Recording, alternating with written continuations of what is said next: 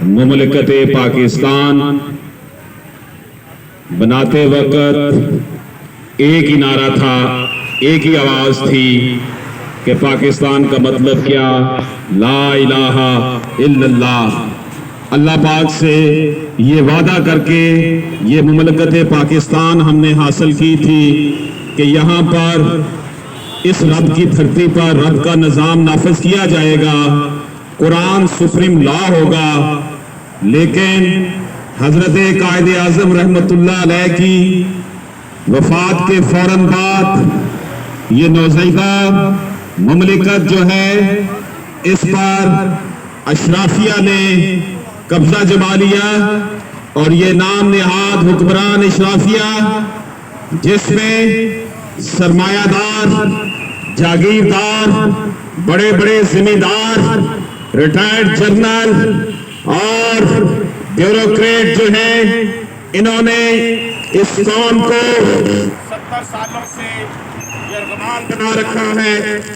70 سال گزر گئے، اس غریب عوام کو انصاف کے لیے ترستے ہوئے انصاف کی غلام گردشیں اور اقتدار کی غلام گردشیں صرف اور صرف اشرافیہ کے لیے ہیں۔ عوام جو ہے اس نظام مصطفیٰ کے لیے ترس گئی ہے، عوام قرآنی نظام کے لیے ترس گئی ہے جس کے لیے یہ ملک بنایا گیا تھا۔ اور اس ملک کو بنانے والے قائد اعظم رحمۃ اللہ علیہ اور ان کے ساتھیوں کا یہ کہنا تھا کہ قرآن ہمارا دستور ہوگا، لیکن لفظی حد تک تو قرآن کو پاکستان کا دستور قرار دے دیا گیا ہے۔ حقیقت جو ہے وہ یہ ہے کہ یہاں پر ایک کیس جو ہے وہ 30 سال چلتا ہے، 50% سے زیادہ لیٹیگیشن جو ہے وہ پراپرٹی کے معاملات کی ہے، اور وہ پراپرٹی کے معاملات جو ہم اپنی بیٹیوں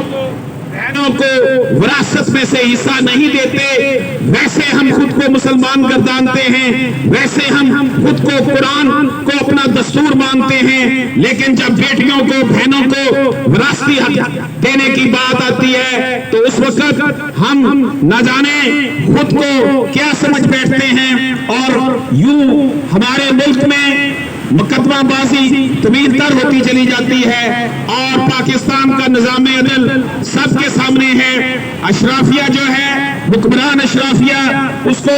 نظام عدل سے کوئی سروکار نہیں، اس نے تو انصاف خود ہی لے لینا ہوتا ہے، وہ عدالتوں میں نہیں آیا کرتی، وہ اپنے فیصلے خود کر لیتے ہیں، اور یوں عدالتوں کی غلام گردشوں میں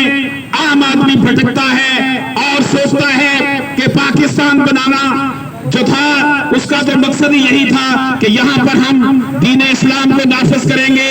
اور وہ انصاف ہوگا جو نبی پاک صلی اللہ علیہ وآلہ وسلم نے جس کا جو خود اپنے ہاتھوں سے انتظام فرمایا تھا۔ لیکن افسوس کی بات ہے جس ملک میں نبی پاک صلی اللہ علیہ وآلہ وسلم کی حرمت کے لیے بنائے گئے قوانین کو جو ہے ہدف تنقید بنایا جاتا ہے، اور وہ نام نہاد لبرل فاشسٹ اور وہ پوری دنیا کی فنڈڈ جو این جی اوز ہیں وہ ہمیشہ اسی کوشش میں رہتے ہیں کہ مسلمانوں کا دل دکھایا جائے اور ان کے اندر جو روح محمد ہے، نبی پاک صلی اللہ علیہ وآلہ وسلم سے محبت کا جو جذبہ ہے وہ ختم کیا جائے۔ لیکن یہ یہود و نصارہ کے دوست، یہ حکمران اشرافیہ، یہ کرائے کے ٹٹو جنہوں نے ہمیشہ امریکہ کی آشیہ برداری کی ہے، کاش یہ خود کو نبی پاک صلی اللہ علیہ وآلہ وسلم کی غلامی میں لے آتے تو آج پاکستان بھی، پاکستان کے عوام بھی سر اٹھا کر جی رہے ہوتے۔ ہمیں بھیک مانگنا پڑتی ہے پاکستانی حکومت کو دوسرے ممالک سے، اور یوں پاکستانی عوام کو ہمیشہ کے لیے سود کے اندر زندہ درگور کر دیا گیا ہے۔ مملکت پاکستان میں نبی پاک صلی اللہ علیہ وآلہ وسلم کے لیے بنائے گئے قوانین کو اکثر حکومتیں چھیڑنے سے گریز نہیں کرتی، لیکن ہم ان کو بتا دینا چاہتے ہیں کہ ہمارا یہاں پر ایک ہی مطالبہ ہے، وہ یہ کسی بھی نبی کی شان میں گستاخی کسی طور پر بھی ہمیں قبول نہیں ہے، اور ہمیشہ ہمارا یہی موقف رہا ہے کہ بین الاقوامی سطح پر ایسی قانون سازی ہونی چاہیے کہ کسی بھی نبی کی شان میں گستاخی کرنے والے کو سزا ہو سکے۔ یوں نبی پاک صلی اللہ علیہ وآلہ وسلم کا نام لینے والے مسلمان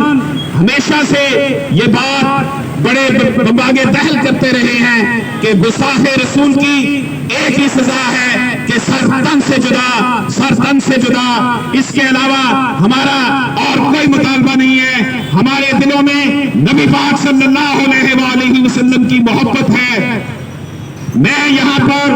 حکمرانوں کو یہ پیغام دینا چاہتا ہوں کہ وہ نبی پاک صلی اللہ علیہ وآلہ وسلم کا ختم نبوت کا قانون ہو، آپ کی ناموس رسالت کا قانون ہو، اگر اس کو چھیڑنے کی کوشش کی گئی تو پاکستان میں موجود